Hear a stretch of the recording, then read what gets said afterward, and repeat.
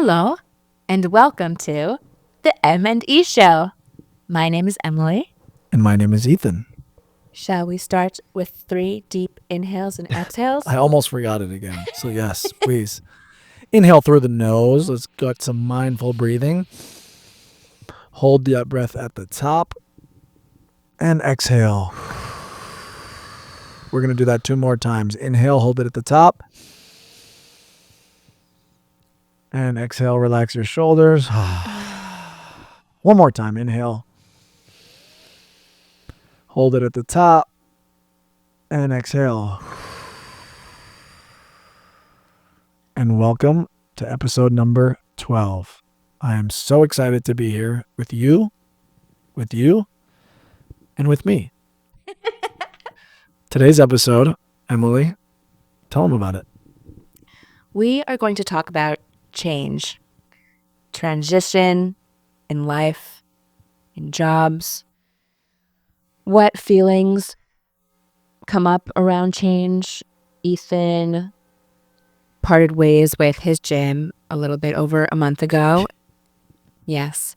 And he's been experiencing some hard feelings and up and downs since that happened. And I too am in a transition period in my life, and I definitely have expressed feelings in the past couple weeks that have been difficult. So would you like to start us off? Sure. And I think a lot of you listening can relate to being in a period of one's life where you might be wanting something else or something more or something new or a combination of all 3 of those, but you feel stuck and you don't exactly know the next step to take. And for me, that was happening at the gym that I owned. So the reason we switched locations is because we were first starting filming at the gym. And then 1 month ago on November 16th, we closed the gym and now we're filming here. And since we've closed last month, it's definitely been a freeing time for sure, because I'm not having to go to the gym every single day, which I was doing for the last year or so. But I definitely have felt a loss of purpose in my life because I didn't just quickly transition into something new. I've had this free time to really be on my own and figure things out. And, we hope that we'll figure things out quickly, but it doesn't necessarily always turn out that way. So this month has been tough for me in just deciding what I want to do moving forward. But I'm grateful that I have this time to reflect on the last year and to really intentionally think about what I want to do going forward. And I'm still not exactly sure what that is, but we have this podcast going on, which we do every week, and we both so look forward to filming together and having these conversations. And we learn a lot just talking to each other about what we want to do outside of just this podcast as individuals and as a collective. And hopefully by listening to this, you guys can get some value and maybe figure out what it is you want to do, whether that's a new job, maybe starting your own business, doing something creative that you've been passionate about for a long time that you just haven't taken that next step. So that's what this episode is going to be about. And we'll both talk about sort of our creative endeavors and what we are into, and then sort of what we hope for this coming year. By the time this episode will come out, we'll be into 2025. So hopefully we'll have already accomplished some of the things that we set out to do. So in 2025, for you, do you have anything specific that you want to achieve coming into this year? The first things I can think of, I definitely want to hone in on my mindfulness teaching skills, whether that be creating privates or class sessions. That's the first thing that came to mind. And what is mindfulness teaching? Mindfulness is just waking up to oneself. It is the discipline of self-awareness training at a most basic level. And just the background, Emily's been taking a course. I don't think we've talked about this on the podcast, but she's been taking a online mindfulness course where she'll learn how to teach classes that revolve around this practice. And what a time to be doing this. I think we're in the day and age where people want to be more mindful and self-aware. And Emily's already good at it naturally, but she's honing her craft even more and learning how to be mindful. As we're talking about that, not to interrupt you, but one thing I want to do is breath work, because just like our mind is always with us, so is our breath. And to be able to hone that and intentionally breathe like we do in the beginning of each podcast, I think is a skill we can all benefit from. And for me to be able to teach that to myself and to people is something I want to work on. It's so interesting. I think it would be helpful for us and for listeners to hear just what comes up for us when we hear the word change. What does change mean to us? I feel like how we define change, how we respond to it, goals we look forward to that make change bearable and exciting, and yeah. So there are quite a few facets of change that I would love to cover. So I'm wondering, should we start with just the word change? What does that do for you? Yeah, I think change can be scary, especially when you don't exactly know what's coming next. You might have an idea of what's to come, but the actual change itself is the unknown. And I think that's what's scary about it. It's stepping into something that you're not exactly sure of. And every day that we wake up, there's inevitable change. You're going to do something a little bit differently. However, we do have these ingrained habits, so every day can feel monotonous and similar. But in a way, there's always these micro changes. I think it's the bigger changes that scare us. So a new job, ending or starting a new relationship, moving somewhere new, leaving school or starting school, all these things that are moments in our life where we know our life is inevitably going to look different day to day on a more macro scale. And I think that's scary for people because we're really comfortable as humans being creatures of habit. Yes, I totally agree. And with those macro changes, I feel like those types of changes really scare people because it really means like you're entering a new chapter in your life, which means your life is moving forward. You are getting older. So it is so emotional. Like I always think of when people are just told me like they're moving or they're starting a new job, I always get misty because it's so bittersweet. It's a necessary move that has so many feelings around it. And It's a grief process too, yes, right? You have to grieve the old version and let go of it, because in order to open up this change and open up space for something new, we have to leave the old. And even though it might not be a death of a person, that's how we generally consider grief. It is a death of a former life. self, Yeah, life former and self. self. Yeah. So change is hard. And if you're feeling the hesitation to make change in your life, we're totally understandable that we're feeling it ourselves. But I think taking that first step and knowing that it's going to be okay and having that belief in yourself is the way to make sure that it ends up being successful, and that change is only scary before you start taking the steps. And then you Yeah. realize all that fear and all that scared feeling that you had inside was actually just sort of made up, because it doesn't actually end up happening in real life. Yeah, starting is the hardest part. At least that's what I've always heard. I don't know how much the ingrainment of that thought actually makes that to be true. Like, I wonder if we changed it to starting is the most wonderful part or the greatest, easiest. Like, even saying that out loud, it feels like I'm resisting what I feel has been the truth or what has been ingrained in the truth of me is that starting is the hardest part. But, like, what if there's a world in which it isn't? And because just like Ethan's tea paper said, change is the only constant of life. And it's so crazy how it is the most basic human evolving primal thing, but we have the most resistance often to it and have so many hard feelings of struggle around it. And like, I can't help but bring it back to death, that it all comes down to fear of death. And change means getting, I think in a lot of people's subconscious, change means getting closer to one's ultimate demise on a subconscious level. I don't think change. I don't think the starting is the hardest part in change. I think the ending The finishing is the hardest part in change. Like of Because what you just, like closing the chapter before. closing any chapter. And So hard. it doesn't have to even be, like, for example, I like to write poetry, but finishing the poem is the hardest thing because you're having to decide an ending point because no one is telling you, okay, it has to be 100 words.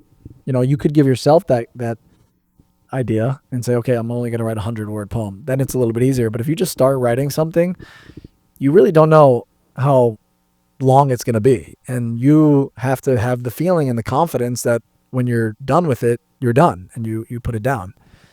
And you can take that into anything in life, right? There's a job that you might stay at for way too long, even though you know that your time has come, that it's finished. But to really let go and to say, okay, I'm going to walk away from this job, from this relationship, it's difficult. Starting is fun. Starting is easy. Anyone can start something. It's very common to start a fitness journey, start a business, but how many people end up getting it to the place that they truly want it to be? I think that's a lot more rare. Yeah. And then actually finishing and moving on to something new. Yeah. When it comes to change, I think what helps one cope with change is really getting specific about the goals one is looking forward to. And then I think when it comes to anyone who's struggling to embark upon change or is going through it, I think creating a foundation for that person, like when Ethan was going through the thick of his funk, I tried to make it very human for him. Like we all experience change, and it is so natural to have all the feelings are valid, and I think that's the first step in really humanizing and grounding oneself in the hardship of change, because we all go through it. And where was I going with this? Change. Well, we all go through change for sure, whether or not we know it in the moment. We're always changing. We're changing right now. We're growing. We're getting older every day. There's change whether your mind wants to believe it or not. And I think it's just accepting that in all aspects of your life and knowing that the change is going to help you grow. Like change is meant to help you grow. And Yes. it's the only way to grow, because if you're doing the same things over and over again and you're not evolving or changing, you're not going to grow. And I think as humans, we crave growth. We want to get better. We want to evolve. We definitely feel ultimately fulfilled from the results of change. And that's something we need to remember. And that's what I was going to say, like the humanizing of change, recognizing the fulfillment of the results of the change, and recognizing that our society is built, a lot of it, on us feeling inadequate, especially when we're not an employee of sorts or contributing to a larger company. And I think that needs to be acknowledged too, that, wow, I'm feeling it's absolutely, one shouldn't be hard on themselves by feeling like, oh, I don't have purpose right now. One not only doesn't feel purpose, but they don't feel purpose because we've been trained to feel like if you're not contributing in some way, you are worthless. Like if you aren't known even, you should question your worth, which is absolutely ludicrous, bonkers, bananas. So I think acknowledging those truths that not even a lot of people are aware of, that are out of our control, and like bringing it back in our control by like empowering ourselves with that knowledge, also creates a foundation for being able to better cope with the change. I think a simple way to look at change and to think positively about it is in exercise and fitness. And I always try to come back to these examples because I've been in sports and fitness my whole life and started a career in fitness. So I think if there's one aspect of my life that I know most about, it's health and wellness. 90% of the time, I do not want to go to the gym and work out. 90% of the time. I mean, on my best weeks, 80%. But there's only very few times where I'm super motivated and inspired to leave my apartment, especially in the winter, put my clothes on, walk to the gym, do a hard workout, Know that there's a lot of energy in that. I don't ever really want to do that. But I know that as soon as I do it and I come back home and I take a nice shower, I'm going to feel so much better. I'm going to change my state of being. I wake up, I'm generally pretty anxious. I've always been pretty hyper since I was a kid. I've needed to run around and move. I'm sure a lot of you can relate to that. As soon as I go to the gym, I get some of that energy out. I can relax into my being. Change is amazing. I need that change every single day. If I don't get it, I feel it. So if we can just take that and incorporate it into the maybe bigger decisions that we have to make in life, like whether or not we want to leave a job, whether or not we want to end a relationship with someone, start that business, we know that that change is going to be not something that we feel super propelled to do, but that it's going to end up yielding amazing results. And just bring it back to something simple, like you know you don't want to go to the gym, but you know when you do, you feel better. And that can relate to anything you're doing in life. Yeah. I'm struggling this episode. I'm having a moment of like being with you in your train of thought and then thinking about what I want to say. And then I'm self conscious about that in my own head. And then, And that's totally okay. I mean, we started a podcast. We think we started filming in November, and we didn't really have any practice. We just started filming and posting these episodes. And I know we're going to look back at our first 20 episodes and in a few years from now and be like, wow, that's how we started. And we will probably be somewhat harsh on ourselves because we'll have moments like this where we don't necessarily know the next thing to say. But this is what happens when you start something new. This is the uncomfortable change that happens in the beginning it's so that true. that most people give up on because Mm. they're like, oh, it's not for me. I'm not good at this. Maybe it's not meant for us. And you start coming up with these excuses. But this happens in everything in our life. The only things that we're good at today are the things that we've been doing since we were younger, and we forgot about those uncomfortable moments. Walking as a kid, most people fall down as a little baby 100 times before they start being able to walk. And the kid keeps getting back up. When you're a kid, you get back up, and you keep trying, and sooner or later you figure it out. And everyone who has legs figures it out and generally can walk. It's so wild that as children, we don't think about how hard change is. I mean, we might cry if like something doesn't go our way as children, but we don't overthink it to the extent that adults do. And I think that's another way to give oneself grace is that like, of course I'm having a difficult time with this change. Like I had life experiences that created patterns of thinking that I'm just learning to be aware of. And when I was a child, like I would have totally given grace to that child. And as children, like we don't have boundaries. We just go for things without even consider like our safety. And I also want to say that another way to cope with change is to remember that everything is relative, like truly, and to like deepen the gratitude because there's so even in the hardship of change, like there's so much to be grateful for, and like everything's truly relative. I guess that's the one good thing to come out of comparing oneself to others. Not necessarily that you're comparing yourself to a specific other, but to others that probably exist.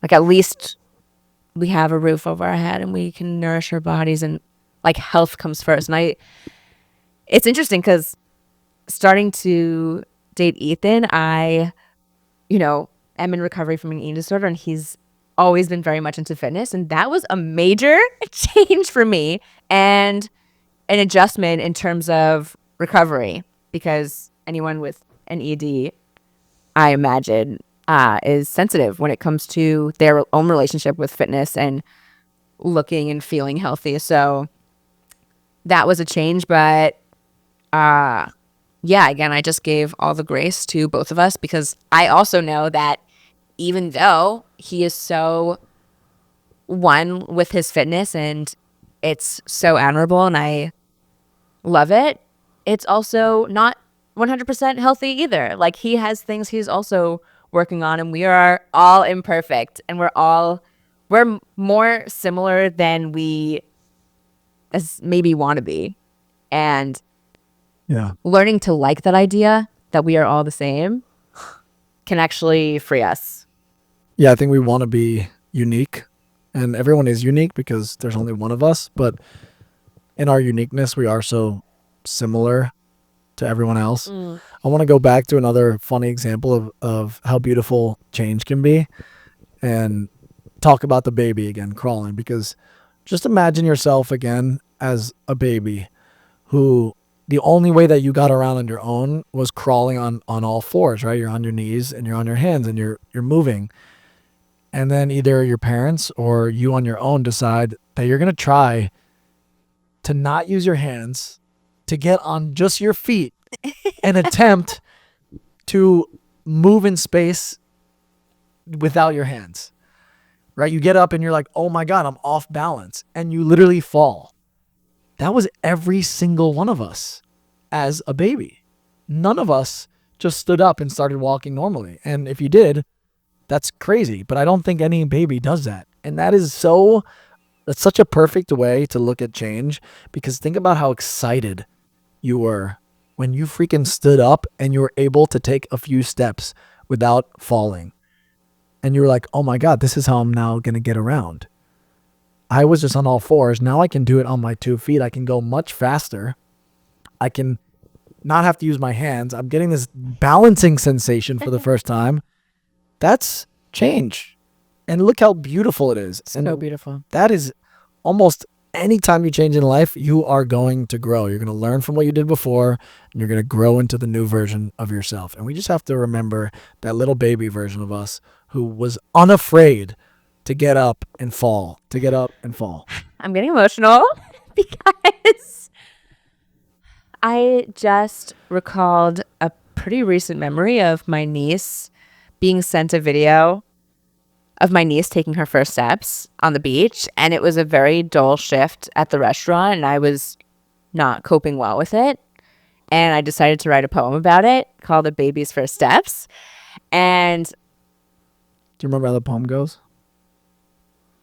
I don't remember the full thing, but one of the last lines was like, let us all be as nurturing and loving to ourselves as we are with a baby's first steps. So it's really beautiful that you bring that up, because we're so loving and supportive and nurturing to a child who falls trying to take their first steps. Like, that is the purest form of change, and it captures the immense beauty of it, and there's nothing like it. And yeah, just for us to all remember to be kind to ourselves when we're going through change. Like, how dare we not only be kind to ourselves, but not be kind to ourselves to a great extent. Like, that's almost as opposite and extreme as we are to a baby. That's so wild. How dare we? Well, not how dare we, but I just feel so bad for ourselves. Like, we become so hard on ourselves as we get older, and like so resistant to helping ourselves even. So we got to remember that. Yeah, and we in this podcast are in our baby steps. We're taking our first steps. We're getting up. We were crawling, right? We wanted to start a podcast. We're talking about it, and I've been ruminating it on it for a while. And then we did it, and we stood up, and we are still nowhere near where we believe we can be, but we're trying, and we're going to fall. We're going to learn. We're going to get back up. We're going to fall. We're going to learn again, and we're going to get back up. And sooner or later, that walking hopefully turns into jogging, and then running, and then you're jumping, and then you're able to use your body in these ways that that baby who was crawling could have never even imagined, because that baby could barely stand up. And now we're doing all these amazing things. And I think that's the way we need to look at everything we're doing in the beginning, is baby steps in the beginning. It's okay if you fall. You have to fall. It's almost an inevitable part of the process. And that's where most people give up, right in the beginning. Mm-hmm. Get through that, gain some momentum, right? Get those first few steps going, and then take off from there. So you not having something to say, like, that's a fall. You get right back up, and then you figure it out, and then you start walking again. And now you're talking again, and now you have the things to say that you didn't before. Thank you. I always bring it back to breaking it down to just words. I do encourage everyone to tune inward when it comes to the word change. What does that bring up for me? Like the fact that it was on Ethan's tea paper, like change is the only constant, that brings up stuff. But I wonder if we could reframe that saying how we respond positively to change is the only constant, at least can be. Yeah, we have to reframe the way that people view change, and that it's not a bad thing. It's actually the best most thing. yeah, it's the best thing that we can do, because it gives us the most satisfaction and fulfillment Stimulation. and stimulation, right? It's like you're feeling one way, and then you do something, and now you can feel differently, and that's just based on the action that you took. Nothing else. That's so cool. And I was on the subway the other day. I was having a really down day. I wasn't feeling great mentally, and I started writing a poem and just writing how I was feeling. And then this thought popped into my head to share the poem with everyone on the subway. I had never done that before. I'd thought about what it would feel like to do it before, but I'd never done it, or even really thought that I would like truly take the step to do it. But the thought came in, and I felt my heart starting to beat, and I knew I had to do it, because I knew that there was really no feeling any worse, and I just wanted to feel something different and change my state. So I stood up, and I said to the whole subway, "Hey everyone, hope you had a great day at work today. I haven't been feeling great today, so I'd like to share this poem that I wrote, and hopefully it makes your day a little bit better and resonates with you in some way." And I shared the poem, and nobody made a sound. It was dead silent. I sat back in my seat, and I immediately felt better. Immediately felt better. So I was like, I got to do this again. So I went into another car, and I said the same thing pretty much, and I shared it, and still no sound or anything. But this time I stood up. I didn't move from where I was standing, and just looked around at the subway after I spoke it. And even though no one made a sound, I could tell people were listening. And I said, okay, I'm going to do it one more time. And I went into the third car, and I was like, this time I'm going to just ask people if they feel inspired, or the message resonates with them, or it helps them, and they have some extra money to donate. I would be greatly appreciative. I've never made money doing this before. And I went into the third car, and I shared the poem again. And as soon as I finished, this guy right across from me handed me $1. And I told him that that was the first dollar I had ever been given sharing my art. And that felt so good. And then I saw a younger kid who was looking at me, and he kept looking at me. And I asked him, I said, did you enjoy what I shared? And he said, yeah. And I asked him if he wrote as well. And he said yes. And I asked him if he'd be willing to share something. And he said, well, it's private. And I said, okay, I'll sit next to you. Just share it with me personally. And he shared with me an amazing piece of music that he wrote. And he basically rapped it. His name was Moses. And this kid was so wise, so smart, so special, 16 years old, speaking like he has been around on this earth for thousands of years. And I was so grateful, because 20 minutes earlier, I was feeling down and felt like I had no control. I made an intentional choice to share that poem with 3 different subway cars. And then I find myself talking to a 16-year-old about life 20 minutes later. And my state of being changed drastically in 20 minutes. And that was because I did something in my control to change it. And you have that power as well. If you're not feeling great, think of something that'll change your state. The easiest thing for me is working out, but if it's not that for you, find something else. Get a little bit uncomfortable, get out of your comfort zone, and see how amazing that change feels, because I guarantee you will feel better. And I think we can both agree that doing things that are out of your comfort zone, those are like the keys to unlock those new levels of life. Thank you for sharing that beautiful story and ending it just now in the way you did. I really appreciated the way you worded that.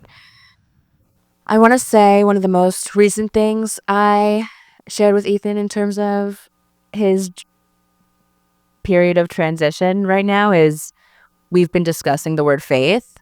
And I feel like that word can apply to how one copes with change because faith is the additional thing to all the ways we now know how we can cope positively with change, but faith is that little bit extra. Like, even though Ethan has been feeling a bit better in his funk in recent days, like, I encourage him and anyone going through this transition to, no matter how many positive things we're experiencing in this transition and the positive ways we're coping, even if you're still not feeling 100%, like, the rest of that you can leave to faith and just believing in what you don't know yet and what you haven't embodied, and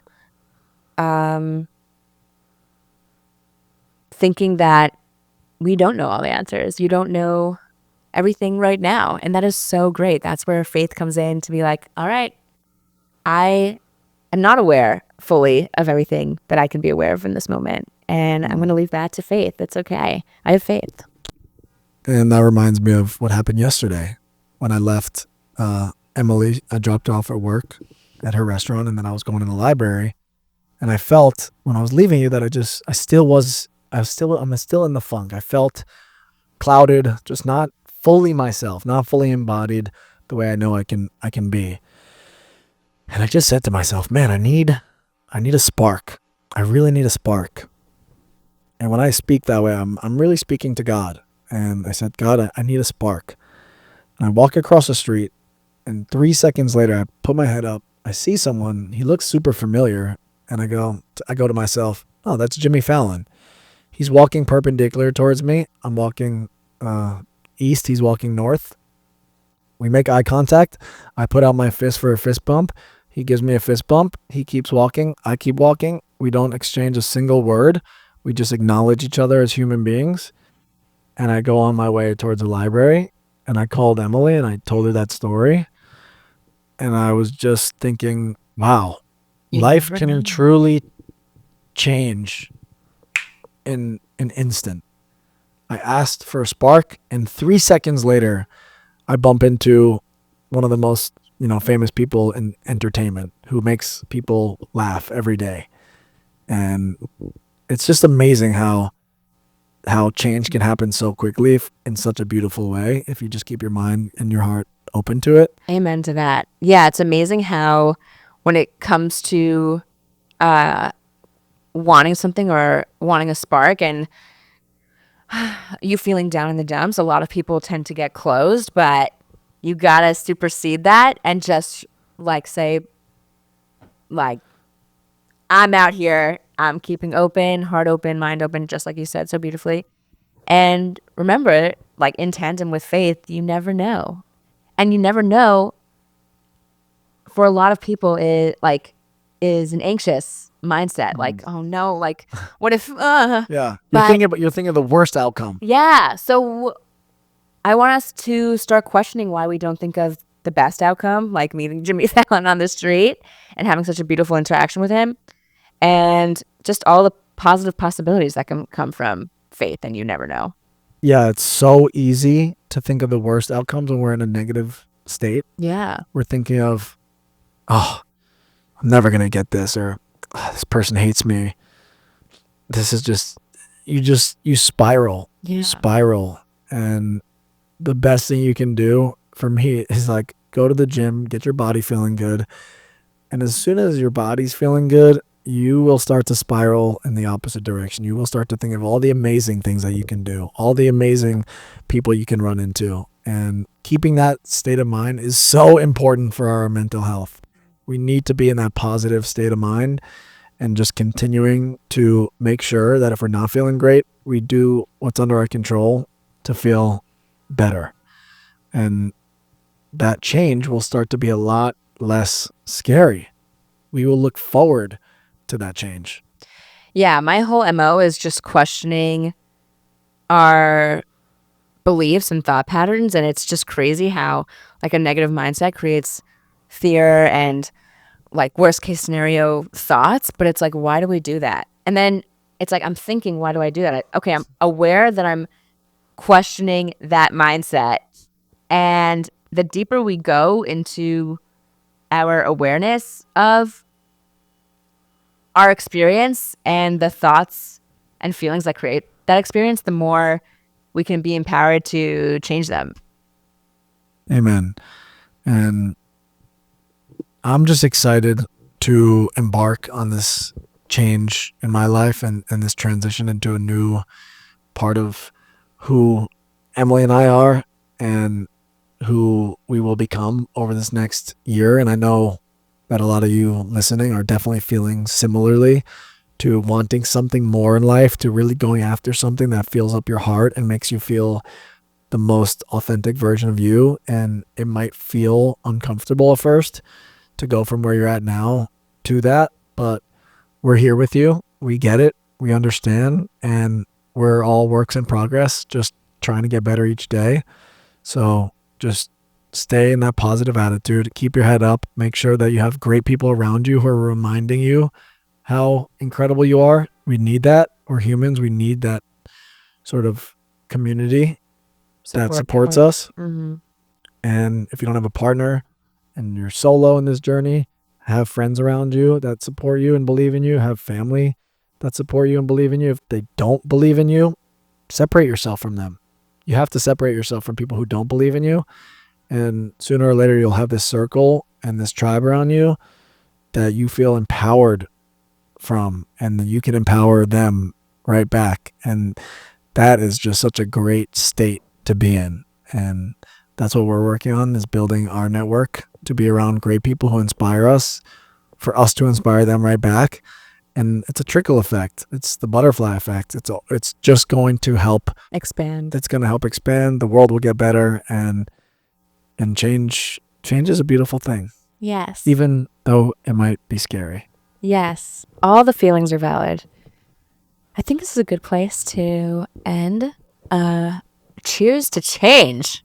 Cheers to change. Maybe something to noodle on is, when you think about change, does it give you an excited feeling, or is there more of a feeling of fear? And let us know. Maybe you've figured out how to be more excited about it. Maybe you're still fearful, but let us know sort of what are the feelings associated with that word.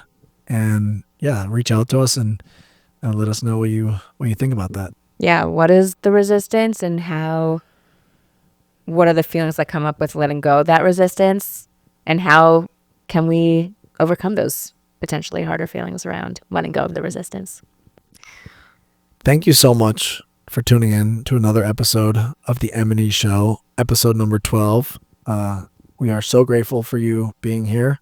If you're watching this on YouTube, please like this video, comment down below what you want to see next. Please subscribe to the YouTube channel. If you're watching this on Spotify or Apple Music or any of the other platforms we're on, please rate us and make sure that you tell us that you're watching or listening. We really appreciate it. We want all the constructive feedback. Like I said before, we're taking baby steps. We're getting the hang of this thing, and we're really grateful to have you listening. Thank you for being here, and have a beautiful day. Farewell.